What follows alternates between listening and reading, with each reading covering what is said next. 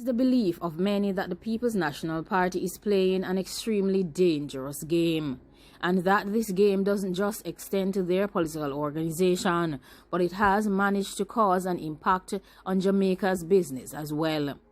In the last week, they have managed to cause some controversial issues and saga to be developed surrounding the 8th Senate seat that the opposition thought was vacant, having heard that Norman Washington Horn had indicated that he would resign in October 2020, only for him not to have done so after Mark Golding was elected as the 6th president of the People's National Party.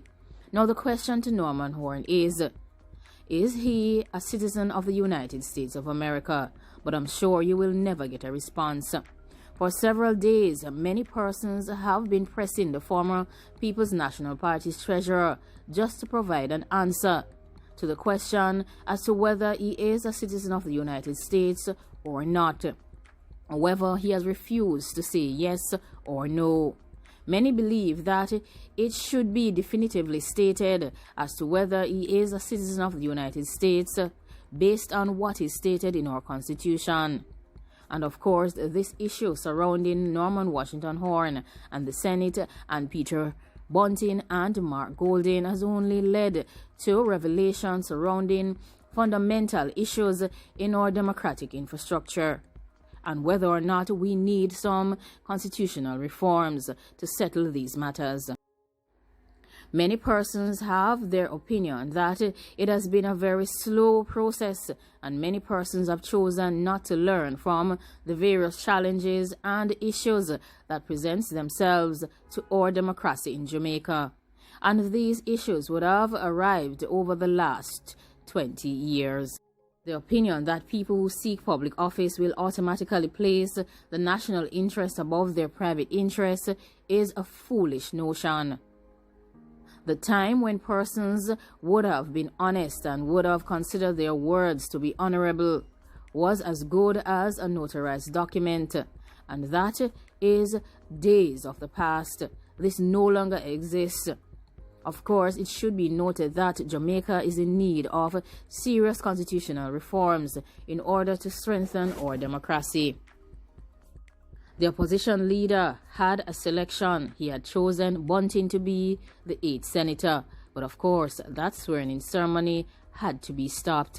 It was blocked because a former senator had not followed through on his word and had not indicated to the Governor General that he would be resigning from the Senate, as was stated in October. So of course, the statement that was made that he would be communicating to the Governor General and the leader of the opposition about his desire not to be sworn in October, mere weeks before the November 6th presidential elections, was never honored. And of course, that led to further issues and embarrassment for the People's National Party, and in some regards, some embarrassment to Jamaica's democracy. It took almost an entire month and 7 days for Norman Washington Horn to resign from the post of senator. He was previously appointed by the Governor General after being nominated by Dr. Peter Phillips on September 14th. Norman Horn was well aware of his actions, and it would have been quite easy for him to simply write to the Governor General and declare that he was resigning, but he chose to do otherwise. Many persons are of the opinion that his failure to follow through on his public declaration to resign raises several issues of trust. Trust is evidently a very scarce commodity in the People's National Party's organization currently. So, of course, they do not either choose to adhere to even their own codes of conduct, nor do they choose to act in a civil manner, nor do they follow through with the requirements of respect or even just mere due diligence. Many persons were left shocked as to how one person could hold up a Senate appointment. Given the background, right, coming from many persons, it is believed that Mark Golding should have checked and should have ensured that before he made a public declaration of his new appointment of Peter Bunting as the 8th senator, that Horn would have resigned. but he did not. So he failed in that regard, and we hope that he would have learned from this situation.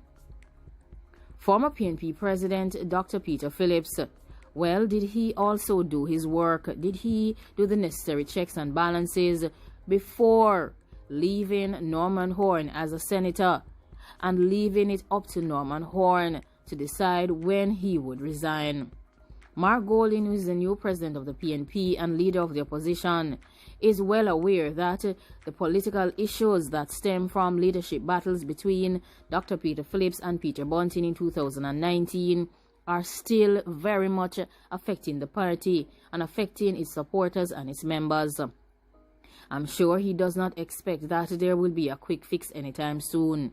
He does expect, however, that he needs to do some work in ensuring that the party goes on a path of unity and that the mission must be love. Of course, the two recent leadership contests would have battered the PNP, and they are damaged at this time. I'm sure there are many persons who would have loved to see Peter Phillips still being in the post of opposition leader and president, and there are those who don't want to see Mark Golding as the president, and there are those who would have loved to see even Paul Well as president, and there are others who would have loved to see Lisa Hanna as the president. But as it stands, there is one president, and that is Mark Golding. What is it that they do after this is up to them, and their decisions and actions will decide whether the party topples, tumbles, implodes, or progresses to a new path. Mark Golding and his team have a lot of work to be done in regards to unity and bringing back togetherness into this 82-year-old political organization that continues to struggle. Mark Golding will have to encounter some failure, as he would have failed already. He failed to do the necessary checks before announcing that the vacancy was something that existed, and that he would have placed business partner Peter Bunting to fill that 8th position which he considered to be vacant. Of course, this is a mistake that should not be repeated by Golding. He's a lawyer, and lawyers do their checks and balances before making statements, because the statements that you make leave impression on others and they have critical consequences as well. Norman Washington Horn, of course, seems to have had a plan, and it was a calculated plan, and it was a well-played game, and he deserves a round of applause. His action, whether intended or not, have effectively dragged Jamaica onto the brink of potential constitutional crisis and chaos. And I wonder how proud he is of his actions. His explanation for what he has done is that he chose to resign. He also said that he decided to hold back on his resignation so that he could tackle some ongoing issues within the PNP. But of course, as many are aware, and they are not blind, it was a game.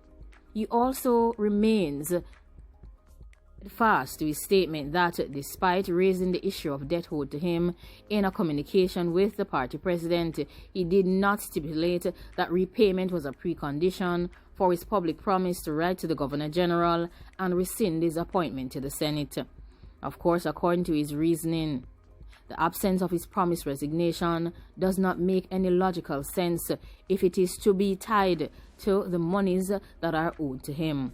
Of course, like, comment, share, and subscribe. Let us know what you think about this matter. Of course, they all need to act more responsible. They are experts, they are learned, and they need to be sharp in everything that they do.